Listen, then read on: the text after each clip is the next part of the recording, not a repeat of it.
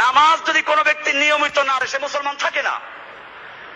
মাঝে মধ্যে 2 ওয়াক্ত না পড়লে আমি তাকে কাফের বলি নাই, কিন্তু আল্লাহর রাসূল সাল্লাল্লাহু আলাইহি ওয়াসাল্লাম বলেছেন, মান তারাকা সালাতান মুতাআম্মিদান, যেই ব্যক্তি 1 ওয়াক্ত সালাত ইচ্ছা করে তরক করলো সে ব্যক্তি ফাকাদ কাফারা, সে কাফের হয়ে গেল, কুফরি করলো, একটা কুফর জমা করলো, 2টা কুফর জমা করলো, দৈনিক 5টা কুফরি করলো, মাসে কয়টা করলো, বছরে কয়টা করলো, জীবনের 50-60 বছর নামাজ পড়ে নাই, কত কুফরি করলো।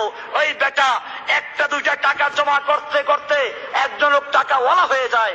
ঠিক এরকম ভাবে যে কুফরি জমা করে, কুফরি জমা করতে করতে কাফের ওয়ালা হয়ে যায়, সে ব্যক্তি কাফের হয়ে যায়।